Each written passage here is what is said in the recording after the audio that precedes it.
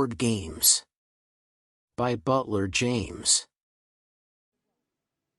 Chapter 1. The Body. Inspector Barry Ainsworth considered the problem carefully. The General's body had been found in the dining room of the house. He had been shot through the heart with his own revolver. No one had broken into the house, and nothing had been stolen. Someone in the house must have killed him. But who? He looked again at the list of people who were in the house. Any of them could be the murderer. There was the General's servant, Deacon. Everyone had heard the General shouting furiously at Deacon the day before the murder. What had they quarrelled about, the inspector wondered. Or was the murderer one of the General's sons, perhaps? They were a peculiar bunch, the inspector thought to himself. The eldest, Arthur, was the owner of an art gallery in London. He had beautiful clothes, and he drove an expensive car. But the inspector had made his inquiries. He knew that the art gallery was losing money. Perhaps Arthur had asked his father for money, and the old man had refused to give it to him. Had Arthur killed him in a sudden outburst of anger? Then there was Reginald, the second son. Reginald certainly knew how to use a revolver. He was the editor of Gun Monthly. Reginald loathed his father. Everyone knew that. The two men had usually avoided each other. Why had Reginald come down to the house for the weekend? And what about the third son, the shy and innocent-looking Dr. Richard? The inspector had made inquiries about him as well.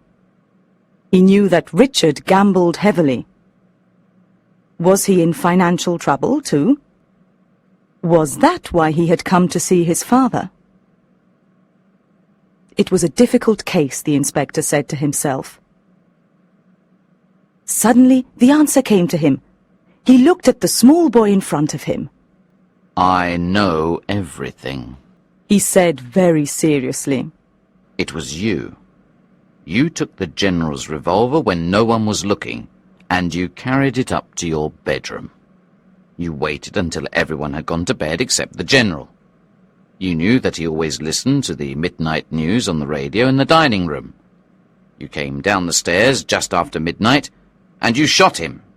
It was you, I tell you. The small boy laughed excitedly and clapped his hands. Then he picked up the little metal figure of the General and began waving it around his head. Well done, Uncle! He cried. You've solved it again! That's the third Mowbray murder game you've won in a row! I don't know how you do it. Really, I don't. It's because I'm a detective in real life, Inspector Ainsworth told him with a laugh. And you know the police always win in the end, Tommy. You two aren't playing that old game again, Tommy's mother said as she came into the room. We must have had it for years. We used to play it when we were children. Do you remember, Barry? Of course I remember, Mary. I should think every family in England had a copy of the Mowbray murder game in those days. It was a huge success, the first really popular board game. Tommy's mother picked up the little metal figure and looked at it. Poor old General. You're always the victim, aren't you? I used to feel so sorry for you, she said with a laugh. Inspector Ainsworth looked cheerful as he climbed the stairs to his office on Monday morning. He had enjoyed the evening at his sister's house, and he was very fond of his nephew Tommy. You're pleased with yourself? The superintendent said, catching sight of the smile on the inspector's face. I had a good weekend, the inspector replied. Now it's back to work, I suppose. What is there today, Bill?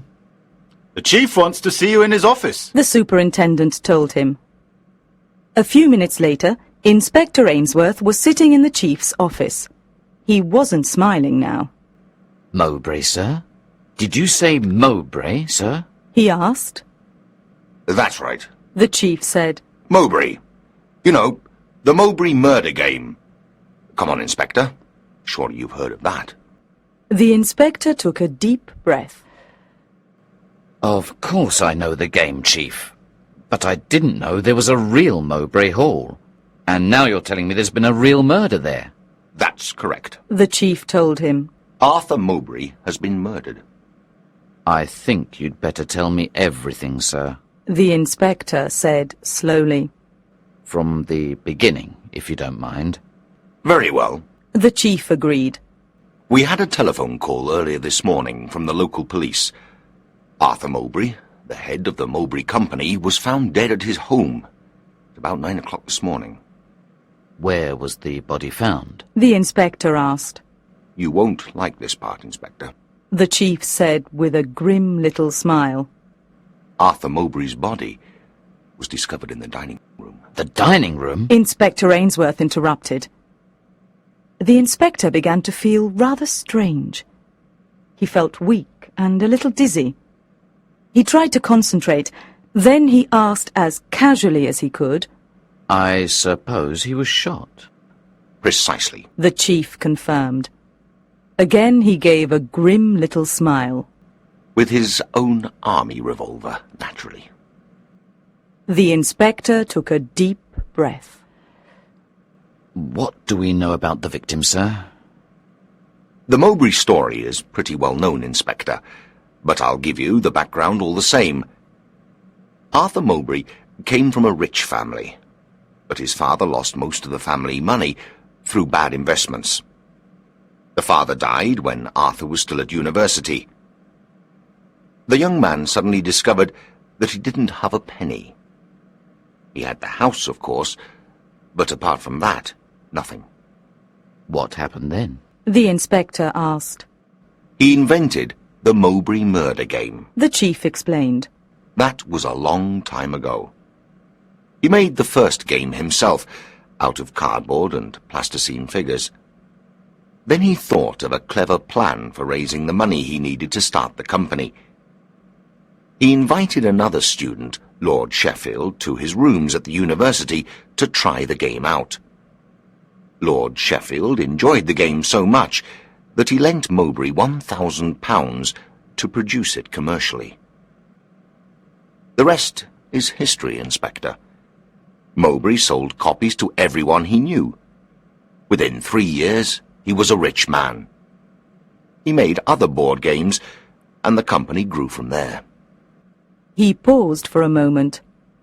That's all we know at the moment, He said. except for one other thing. What's that, sir? The inspector asked. Again the chief smiled. Just this. You are going to investigate the murder, my dear Inspector. Chapter 2. Mowbray Hall.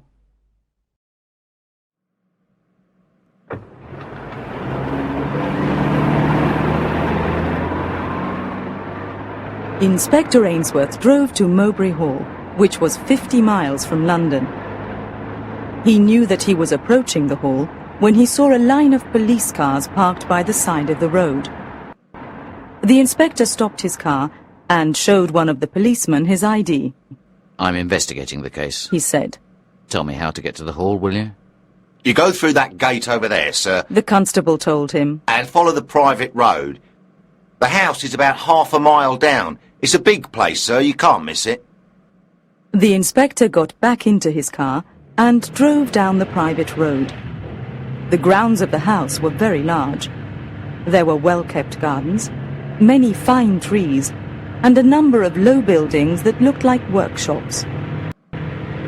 Then he saw Mowbray Hall itself, a large old building on the top of a small hill. Once again, there were policemen standing outside the front entrance to the hall. He parked his car.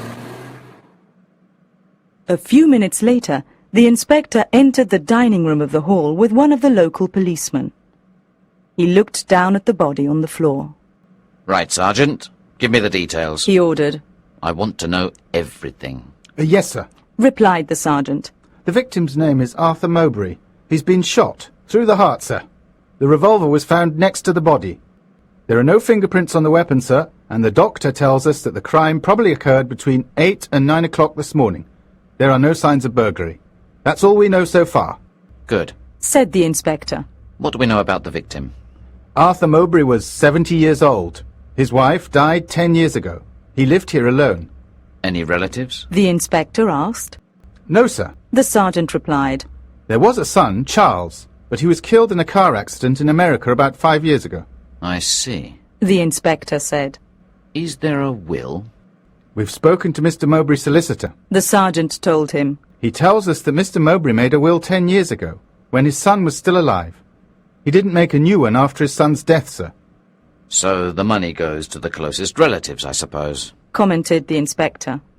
Do we know who they are? There are some cousins in London, sir. The sergeant said. We don't know anything about them yet. Who was in the house when the murder took place? The inspector asked. I've got it all written down here. The sergeant said. He pulled out his notebook and began to read from it. There was Mr. Larkin, the finance director of the company, Miss Markham, the marketing and sales director, and Mr. Johnson, the production director.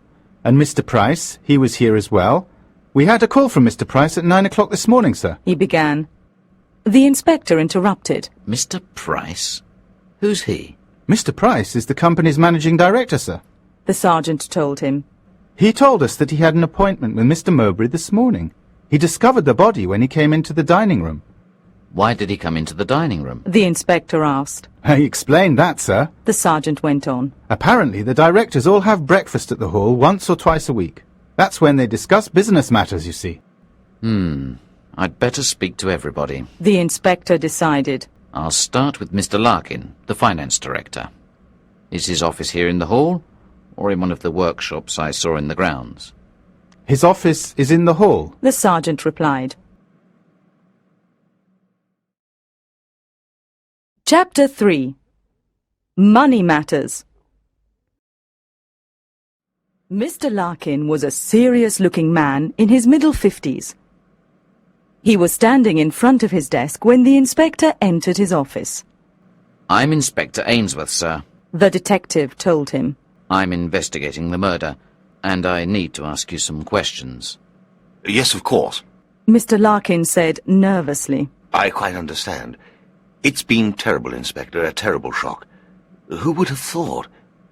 Such a nice man. But really... He coughed and made an effort to control himself. I'm sorry, Inspector. Please ask your questions. I'll tell you everything I can. I want to know as much as I can about the company and about Arthur Mowbray. The inspector said. It might help me in the investigation.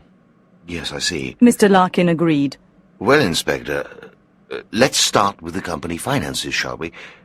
That's my main responsibility. Thank you, sir. The inspector said politely. The company's performance in the last year has been disappointing, I'm afraid. The director said. Revenue is down on last year, and we're facing some difficult decisions. We may have to make some people redundant in the near future, I'm afraid. That's the fundamental situation.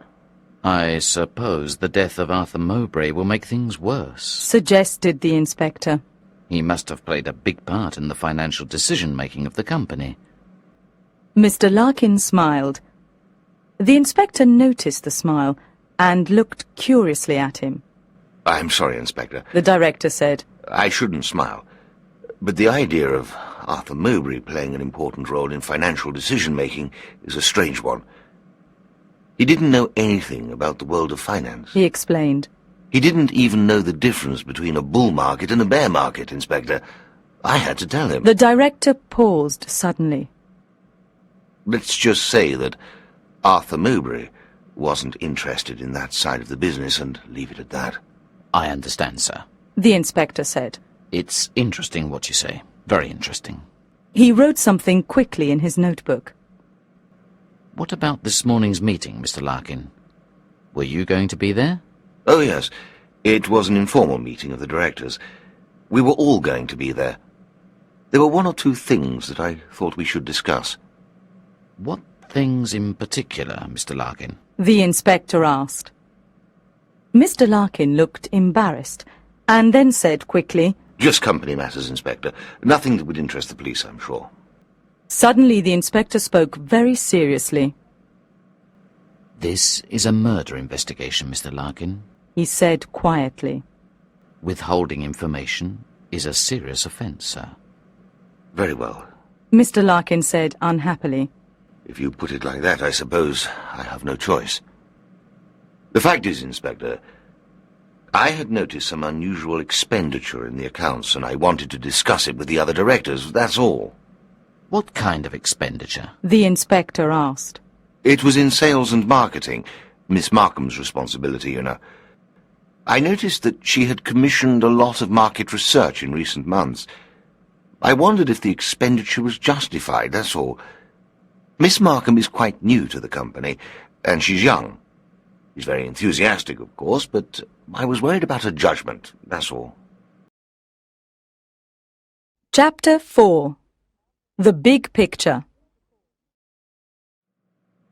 After his interview with Mr. Larkin, the inspector went to see Mr. Price, the managing director.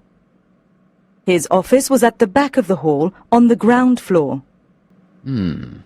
About 2 minutes' walk from the dining room. The inspector said to himself as he knocked on the office door. I must remember that. Mr. Price opened the door of the office himself. He was a tall, thin man of about 45. He shook hands with the detective. Please sit down, Inspector. Mr. Price said. Inspector Ainsworth looked around the office.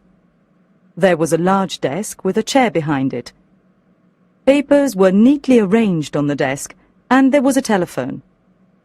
There was a smaller table with several expensive computers on it. The inspector looked curiously at the computers. Wonderful things, aren't they, Inspector? Mr. Price said proudly. That's the world of the future, you know. The inspector laughed. You're probably right, sir. He said. But I'm a little out of date. I keep intending to learn about computers, but I've never got the time. The inspector opened his notebook and looked at it. I understand that you found the body, sir. He began. Yes, that's right. Mr. Price confirmed. I did. Would you tell me exactly what happened, please? The inspector asked. I know you've already told the local police, but I'd like to hear your own account, if you don't mind, sir. Of course. Mr. Price agreed. I arrived here at my usual time. I came into the office and did some work. Then at about 10 minutes to 9, I went to the dining room to wait for Mr. Mowbray and the others. We were going to have breakfast together. That's when I saw him, when I discovered the body. What did you do then, sir? The inspector asked. I came straight back here and telephoned the police. Mr. Price said.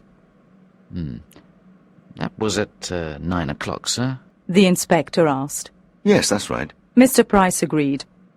I see. The inspector said, thoughtfully. He scribbled something in his notebook. Was there anything special about the directors' meeting this morning? No, nothing I can think of. The managing director replied. It was a routine meeting, Inspector. I've just been speaking to Mr. Larkin. The inspector told him.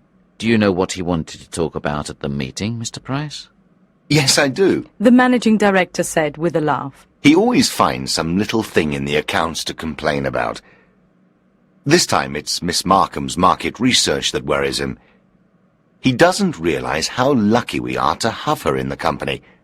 She's young, but she's a real expert in her field. Have a look at this, Inspector. He passed the inspector a book. He looked at the title. Marketing Organization and Consumer Behavior by Patricia Markham. You see, Said Mr. Price. she really knows what she's doing, Inspector. Larkin should be encouraging her, not making her life difficult at meetings. Don't misunderstand me. Larkin's a good man, and he takes his responsibilities seriously, but he worries too much about little things. He doesn't see the big picture. What do you mean, the big picture, Mr. Price? Let me tell you something about the company. Mr. Price suggested. Arthur Mowbray made his fortune with the Mowbray murder game. He was a gifted young man, but he didn't know anything about business. He was a dreamer, really. Brilliant, of course, but still a dreamer. Lord Sheffield was the business brains of the company. He organised everything. He made the company a huge success, not just in Britain, but in America as well. It was Lord Sheffield who went to America for the company. Mowbray always refused to go. Whenever there was a serious problem, it was Lord Sheffield who managed to solve it. I'm beginning to understand something about Arthur Mowbray. The inspector said. Mr. Larkins already told me that Arthur Mowbray didn't know anything about the finances of the company. Lord Sheffield died 6 months ago. Mr. Price continued. That's why the company is in serious trouble now. Sales in Britain and America have begun to decline. The market for children's games is changing, you see. No one wants to play board games anymore. Products are like people, Inspector. They grow old and die. I see. The inspector said thoughtfully. Now do you understand what I said about Larkin? Mr. Price said angrily. He's always going on about small things in the accounts, but he doesn't understand the real problem. We're in a crisis, Inspector, and if we don't do something pretty soon, there won't be a company left. Chapter 5. The Card. Just then there was a knock at the door. Mr. Price looked quickly at Inspector Ainsworth and then called out, Come in! A young woman entered the office. She was about 30 years old, slender and dark-haired. She was dressed in a business suit. The woman stopped when she saw the inspector. I'm sorry, She said to Mr. Price. I didn't know there was anyone with you. This is Patricia Markham, Inspector. Mr. Price said. She's our Director of Marketing and Sales. The inspector stood up to shake hands with the young woman. What a terrible thing this murder is. The young woman exclaimed. I really can't imagine why anyone would want to hurt Arthur Mowbray. It doesn't make any sense at all. Not at the moment, perhaps, The inspector agreed. but we'll find out everything in the end. I can promise you that. That's why I've been talking to Mr. Price. He's told me quite a lot about the company.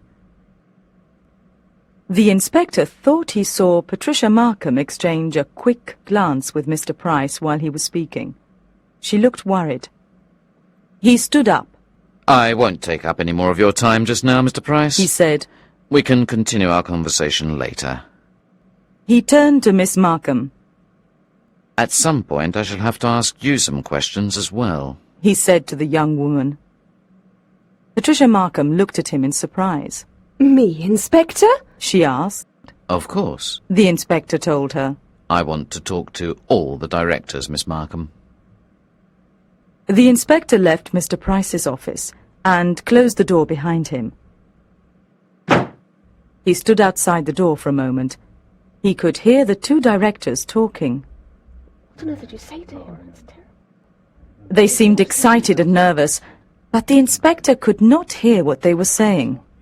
They were talking in low voices. I wonder what that's all about. The inspector thought. Those two seem to have a secret. He went back to the dining room. The sergeant came up to him. We've photographed everything, sir. He told the inspector. Can we take the body away now? The inspector looked down at the body on the floor. How small the old man looked. All right. He told the sergeant. Pick him up and carry him away. Gently now. Two policemen stepped forward and began to lift the body. Something fell out of the dead man's hand. Wait. Cried the inspector.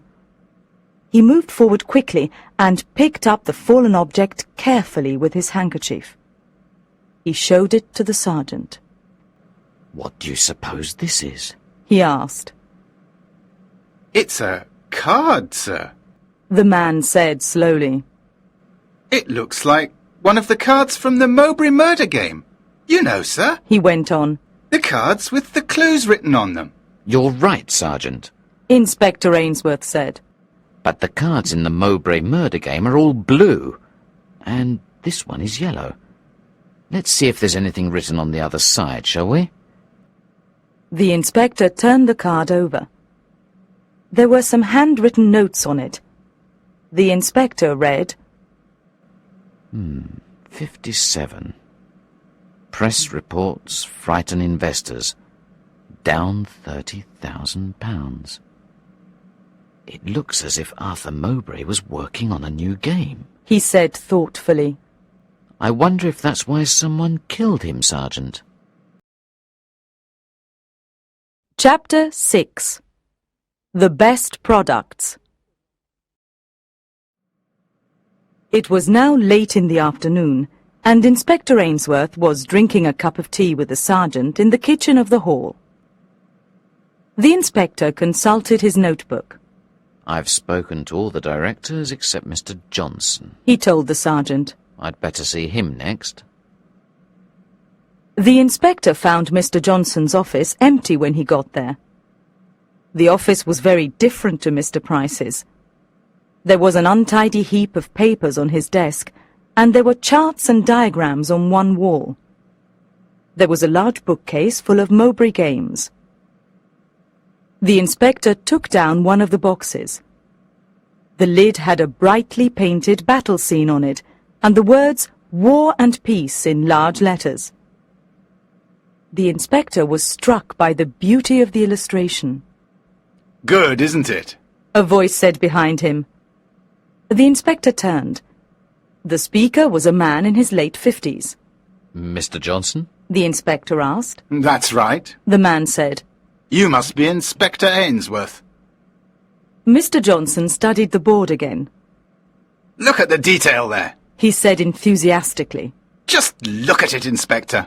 Every piece of it is based on a real battle that took place in France. You can't get that kind of detail from maps and books, you know.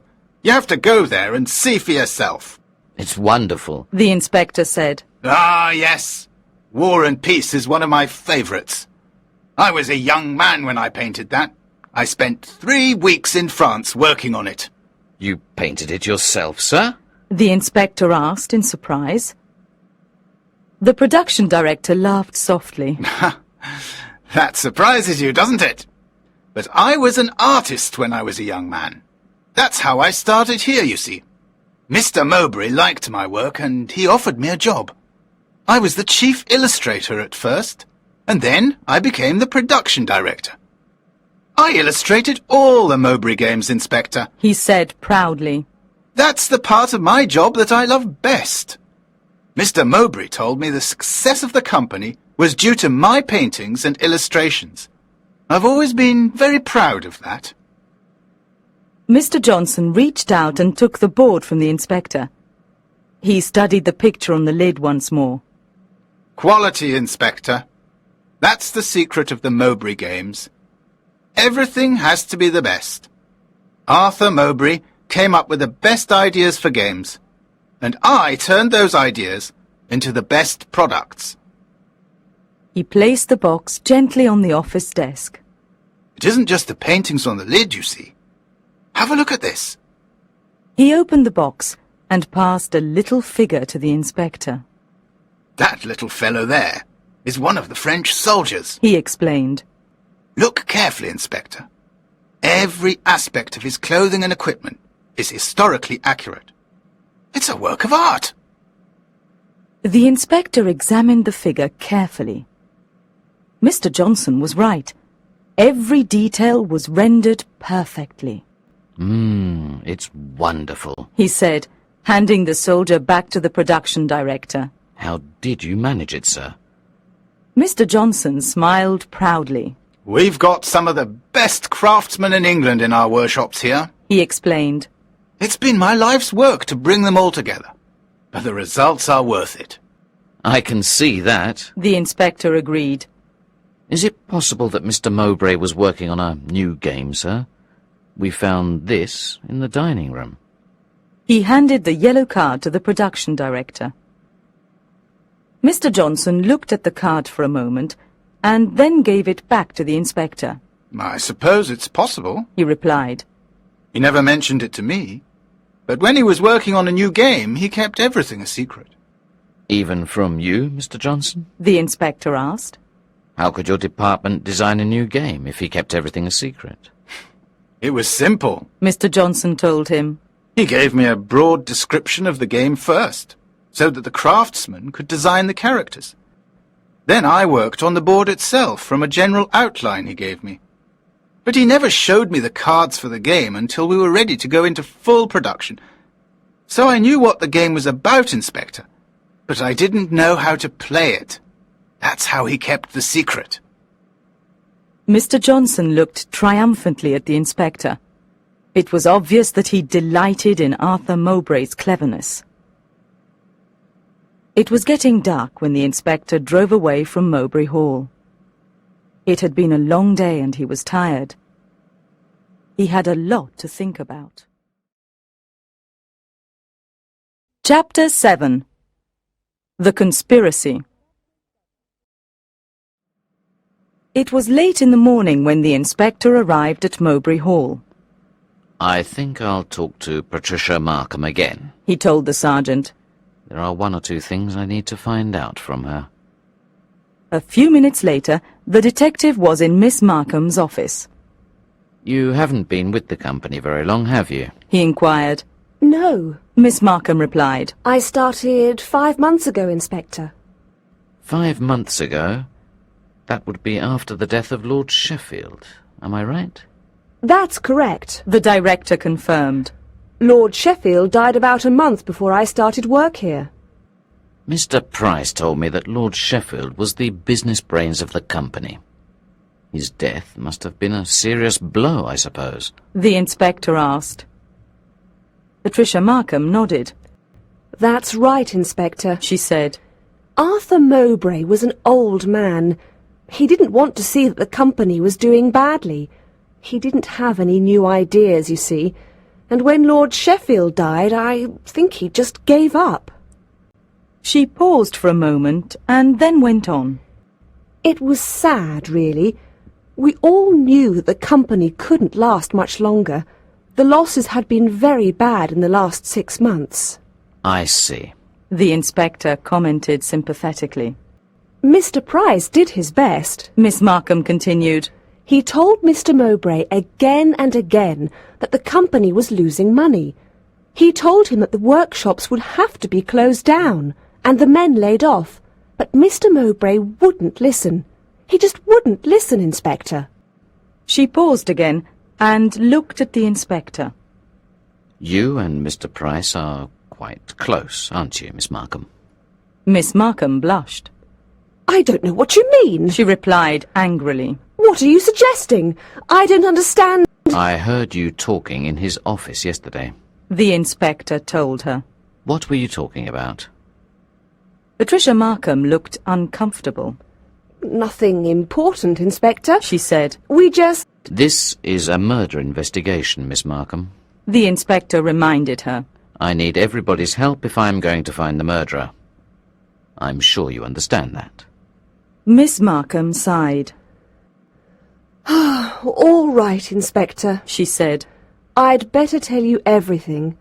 It isn't what you think. Mr. Price is a colleague. We aren't... She blushed again.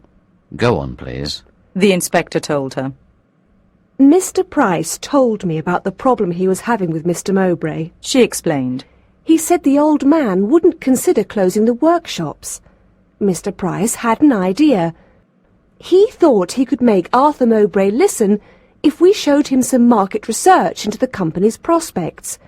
We wanted to make him face reality, Inspector. That was all. I see. The inspector said. So the idea for your market research came from Mr. Price, did it? Yes. Miss Markham replied.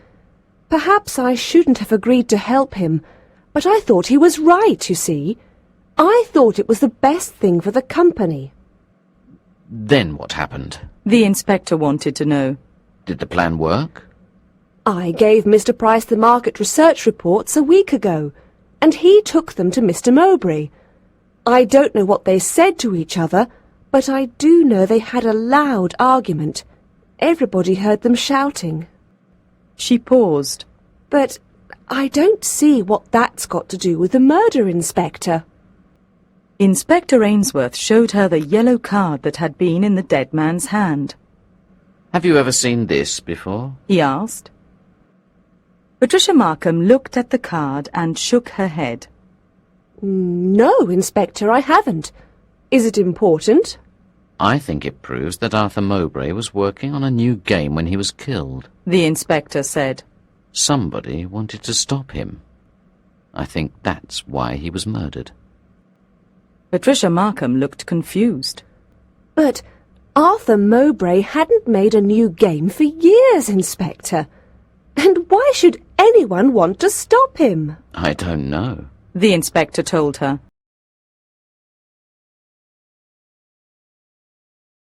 Chapter 8. The Inspector Sees the Truth. Inspector Ainsworth went back to Mr. Larkin's office in the afternoon. He found the finance director studying the company accounts. He seemed depressed. It's bad, Inspector. He confided. Very bad, I'm afraid. We've been in difficulty since Lord Sheffield died, and now... What will happen to the company, Mr. Larkin? The inspector wanted to know. I think we'll have to close. Mr. Larkin said sadly. It's bad for everybody, but there's no other choice. I've been looking at our expenses for the last few months. We can't afford it anymore, Inspector. And look at this, he said angrily. He pointed to the section of the accounts dealing with telephone expenses. £2,000 on international calls in the last 4 months. Just 4 months, Inspector. I'm sorry, the inspector said kindly. He paused for a moment. I'm afraid I have some more questions for you, Mr. Larkin. Of course, Inspector. Mr. Larkin said. I know you have your work to do. How can I help you? I'm convinced that Mr. Mowbray was working on a new game before he was murdered. The inspector explained. Can you tell me anything about that, sir? No. I don't know anything about it. The director replied. But you don't think that had anything to do with the murder, do you? It might do, the inspector replied. Perhaps somebody wanted to stop him, Mr. Larkin. The finance director smiled. I can't see why anyone would want to do that, Inspector. What would be the point? I don't know, the inspector said gloomily. There must be a reason somewhere. He paused. There's one other thing, he said. Apparently, Mr. Price and Mr. Mowbray had a fierce quarrel about a week ago. Can you tell me anything about that, Mr. Larkin? Not very much, the director said. I was in Bob Johnson's office when the argument was going on. Mr. Mowbray and Mr. Price were in the dining room. I couldn't hear what they were saying because the door was shut. They sounded very angry. Then the door of the dining room opened, and I heard Mr. Mowbray say, "All right, we'll do it your way, Mr. Price. I don't like it, but we'll do it your way." That's all I heard, Inspector. What do you think they were arguing about? The inspector asked. They'd been arguing for months about the workshops. Mr. Larkin said. Mr. Price said they were too expensive, and he wanted to close them. I imagine they were arguing about that. The Mowbray Arms pub was empty when the sergeant and Inspector Ainsworth got there at about 9 that evening. It's the quietest place I could think of, sir. The sergeant said. And the local beer's good. I can promise you that. The inspector smiled. It had been a long day, and he wanted to relax. He looked around the pub, and was pleased to see that it was comfortable and old-fashioned. There were pictures on the walls, and there was a large fire in the corner of the bar. This is certainly different to the pubs in London, he commented happily. They're all full of music and noise. At least we can talk in here. Yes, sir. The sergeant said. Are you making progress with your inquiries? I don't know. The inspector replied. It's too early to tell.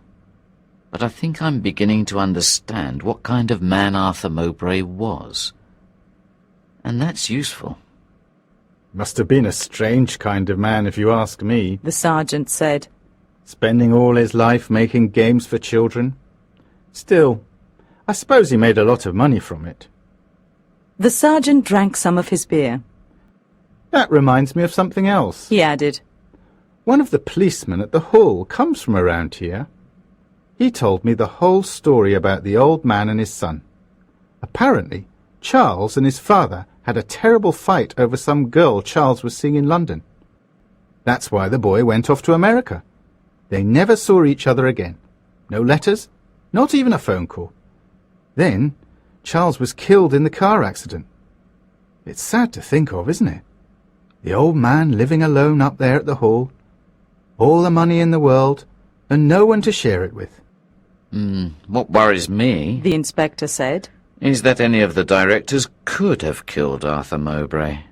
But why, Sergeant? Why? We don't have a motive yet.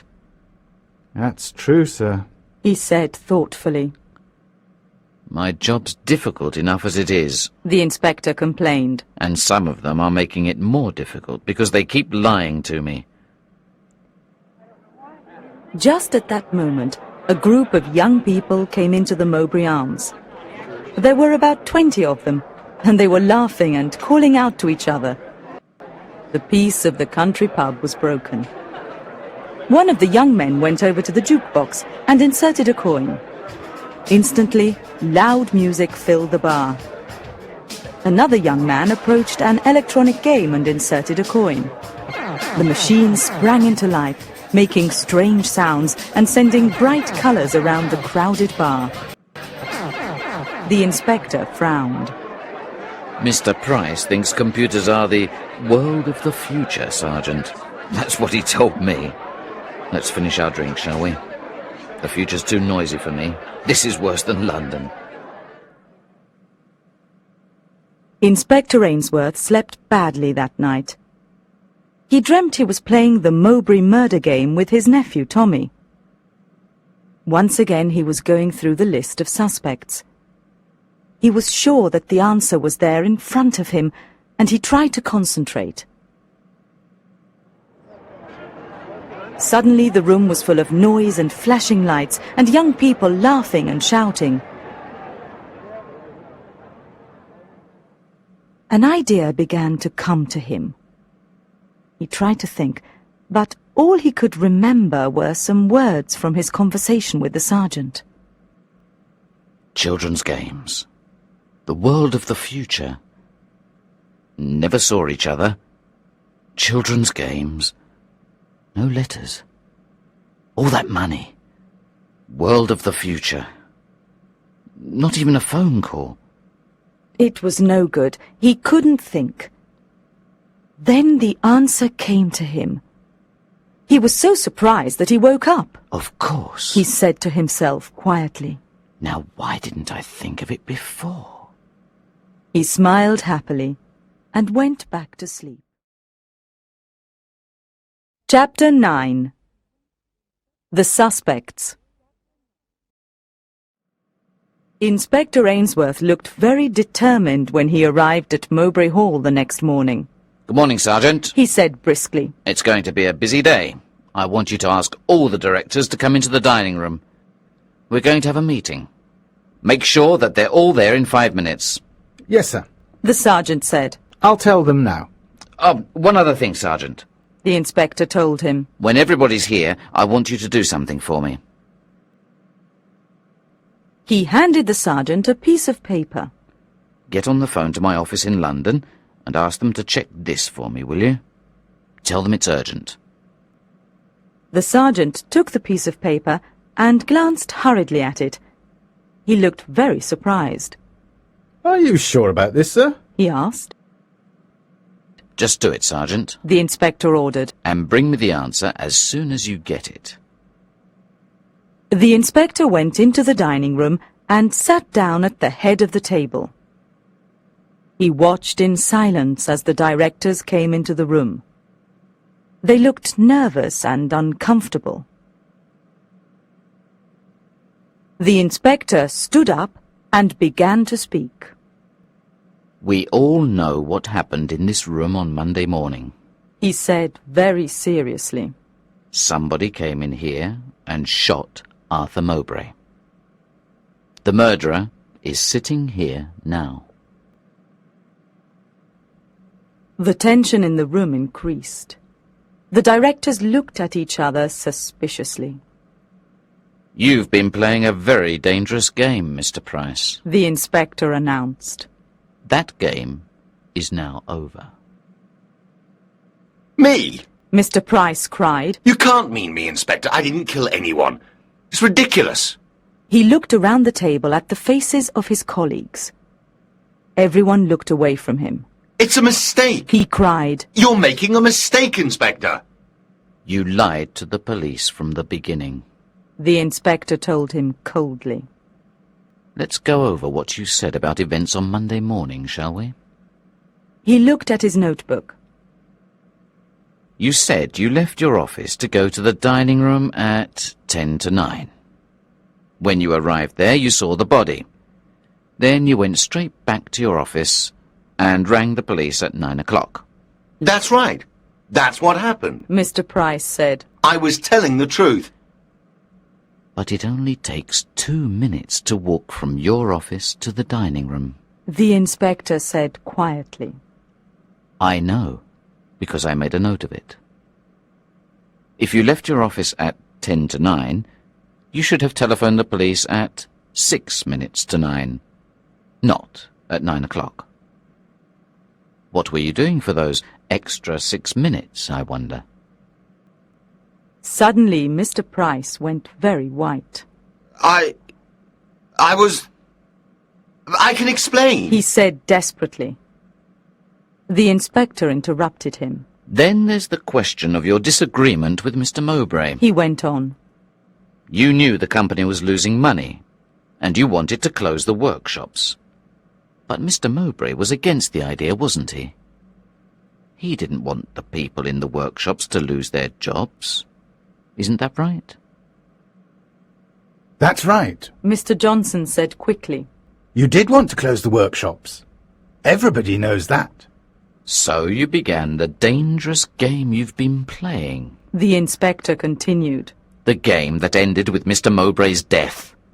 It's not true. Mr. Price cried. You don't understand. You persuaded Miss Markham to do something for you, didn't you? You asked her to commission some market research on the company's products. You hoped that would make Mr. Mowbray do what you wanted, but it didn't work, did it? You had a serious argument with Mr. Mowbray. Everybody heard that. Mr. Price was very excited, and his voice trembled as he spoke. Wait. He cried. Let me explain, Inspector. I did lie to the police about what happened on Monday morning, I admit it. But I didn't kill Arthur Mowbray. I didn't kill him, I tell you. Just let me tell you what really happened. Very well. The inspector agreed. Tell us what really happened, Mr. Price. Arthur Mowbray and I disagreed about the workshops. That part's true. I knew they would have to be closed. I knew that 6 months ago when Lord Sheffield died. But Arthur Mowbray didn't want to close them. He didn't want people to lose their jobs. He was very unhappy about it. Then one day he came to me and said that he had invented a new game. What kind of game was it? The inspector asked curiously. It was a stock market game. Mr. Price explained. All the players were stock market investors. They had to buy and sell shares in different companies. The winner was the player who made the most money. Mowbray thought the new game would be very popular.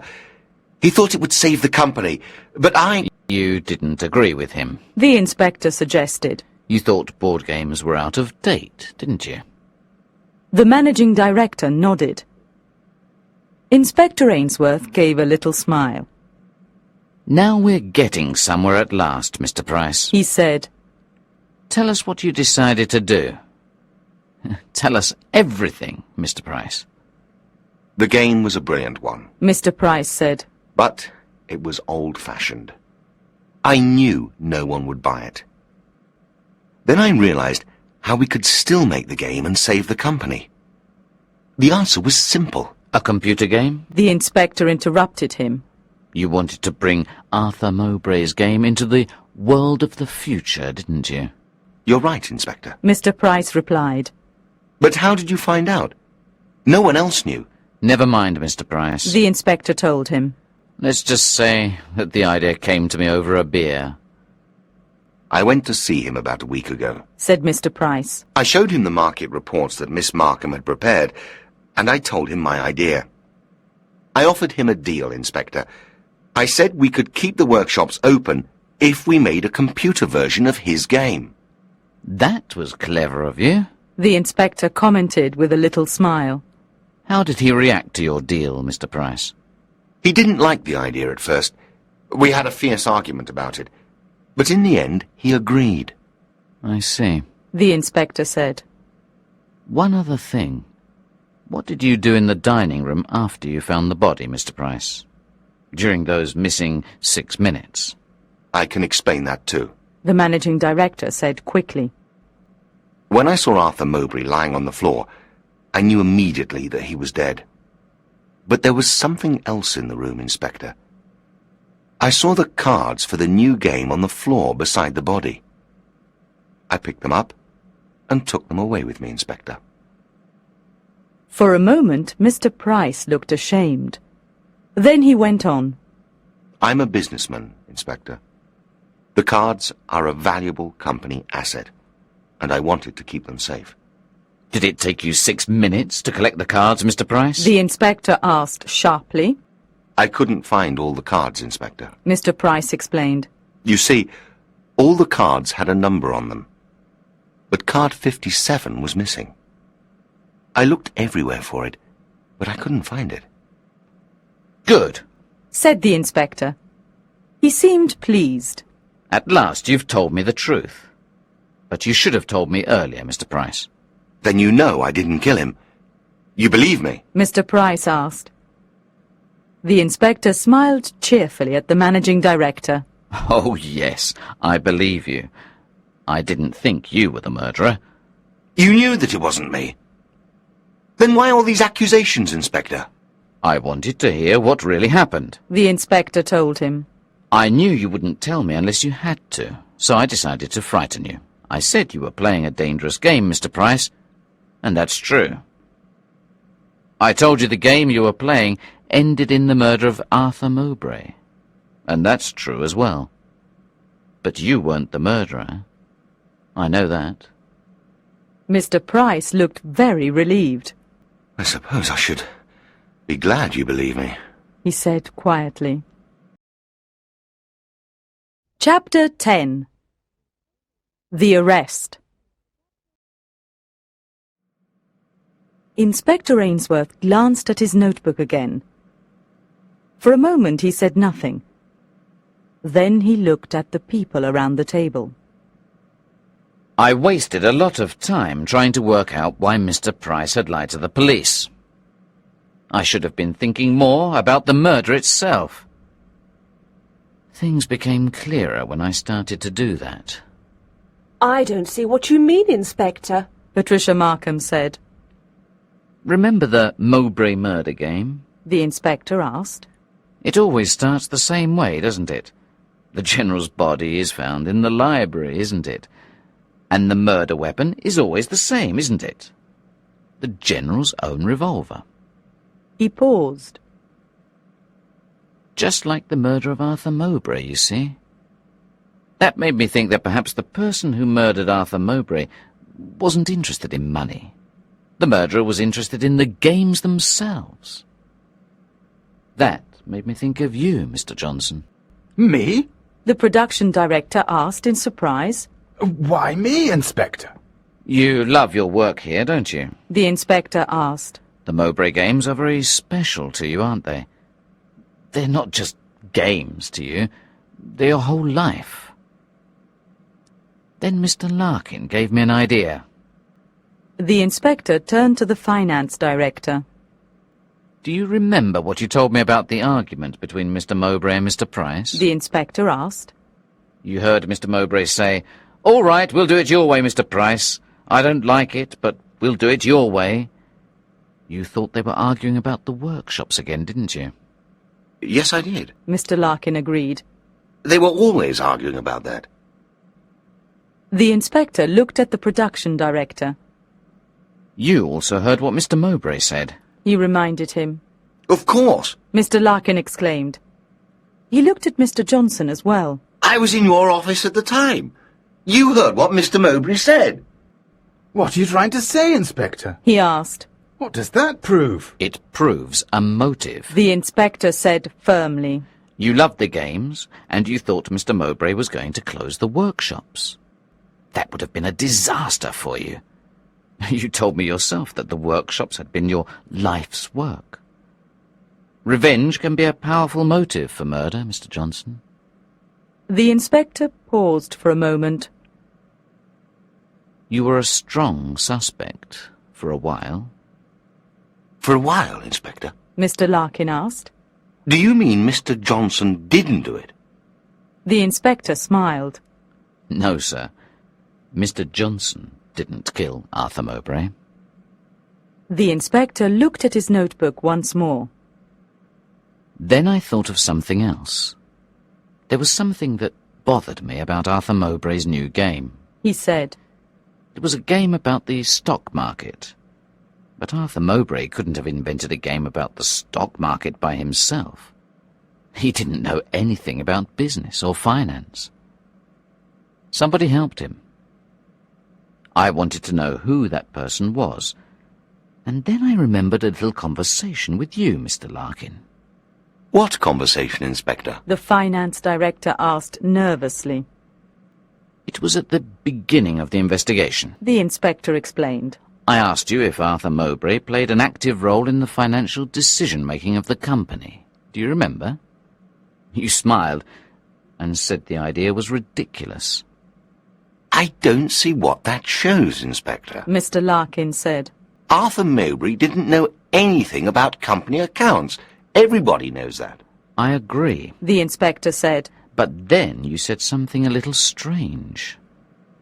We were talking about company finances, and you suddenly said, he didn't even know the difference between a bull market and a bear market. I had to tell him.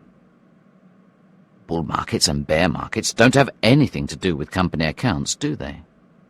You must have been talking about the stock market. Arthur Mowbray was asking you for information about how the stock market works, wasn't he? You helped him with the new game, didn't you? You're quite right, Inspector. Mr. Larkin admitted. Why did you tell me you didn't know anything about it? The inspector asked. I thought the murderer killed Mr. Mowbray because of the new game. Mr. Larkin said. I didn't say anything because I was frightened. I thought so too. The inspector told him. But we were wrong. The murderer wasn't interested in the new game at all. You knew that, didn't you, Miss Markham? Miss Markham laughed. Surely it's time to stop all this, Inspector. She asked scornfully. Why don't you just admit that you don't know who killed Arthur Mowbray? Then we can all get back to work. I'm afraid you won't be going to work for a very long time. The inspector told her. In a few minutes, I shall ask the sergeant to arrest you for murder. This is too much. Miss Markham protested. What makes you think I killed Arthur Mowbray? It was a number of little things. The inspector said. I should have put them together earlier, but I didn't. I couldn't see a motive for the crime. At first, I thought the motive was greed. That made me think of Mr. Price and Mr. Larkin. Then I thought the motive might be revenge, and that made me think of Mr. Johnson. It was confusing, you see. Then I realized that the motive was greed and revenge. Once I saw that, it wasn't difficult to identify you as the murderer, Miss Markham. The sergeant came quietly into the dining room. He was holding the piece of paper that the inspector had given him. He looked at the inspector and nodded his head. Mr. Price now spoke. He looked very angry. This is absurd, Inspector. He said. Why do you think Miss Markham is the murderer? The first piece of evidence is the book you showed me, Mr. Price. You remember the title, I'm sure. Marketing Organization and Consumer Behavior. The spelling in the title is American. The publishing company is American as well. Did you ever think about that? What does that prove, Inspector? Mr. Larkin asked. It made me wonder if Miss Markham had ever been to America. The inspector said. And that reminded me of something. The sergeant told me that Arthur Mowbray had a son called Charles. Apparently, he had an argument with his father over a girl he was in love with. Charles went to live in America. He died there in a car accident. Isn't that right, Miss Markham? He asked coldly. Everyone looked at Patricia Markham. Then the inspector spoke again. Or should I say, Mrs. Mowbray? He demanded. Mrs. Charles Mowbray. Patricia Markham went very pale. She began to cry. All right, Inspector. You don't have to say any more. I can see that you know everything. She sobbed. It's true about Charles, She said. We met in England and we fell in love. We wanted to get married, but Arthur Mowbray said Charles was too young. He wouldn't even meet me. Charles was very angry with his father, and he went to live in America. He found a job there, and then he sent for me. We got married. It wasn't easy for us. I studied at the university, and I did very well. Then Charles had a terrible car accident. What happened then? The inspector asked her gently. He didn't die immediately, She explained. He was in hospital for 3 weeks. I wrote to Arthur Mowbray. I asked him for money to pay for the hospital treatment. He never replied to my letter, Inspector. Charles knew that his father had never forgiven him. He died unhappy. Is that when you decided to punish Arthur Mowbray? The inspector asked. Yes, Miss Markham agreed. I hated him for what he had done to Charles. Then I read in the paper about Lord Sheffield's death. I guessed that the company would be in trouble, and that gave me an idea. I applied for a job here. Arthur Mowbray had never met me, you see. He didn't know what I looked like. Did you plan to murder him? The inspector wanted to know. Yes, but I didn't just want to kill him. She confessed. I hated him, and I wanted to make him suffer. That's why I shot him with his own revolver, like in the Mowbray murder game. But before I shot him, I did something else. I humiliated him, Inspector. I told him who I was. It wasn't just revenge, though, was it? The inspector wanted to know. It was greed as well, wasn't it? You haven't told us everything yet, Miss Markham. Isn't that enough, Inspector? Patricia Markham said. I've told you I killed Arthur Mowbray. What else is there to tell you? Mr. Larkin told me someone was making a lot of international phone calls. He said softly. Tell me about those, Miss Markham. Patricia Markham said nothing. She began to cry again. The inspector made a sign to the sergeant. The sergeant came forward and gave the inspector the piece of paper. The inspector read it quickly. I said the motive for this crime was revenge and greed. He said. We've just been in touch with the authorities in America. They confirmed that you and Charles had a son. That's why you killed Arthur Mowbray, isn't it? Your son was his closest relative. You wanted him to inherit all Arthur Mowbray's money. The sergeant led Patricia Markham away. Inspector Ainsworth sat back in his chair, feeling very satisfied. He had solved the Mowbray murder again.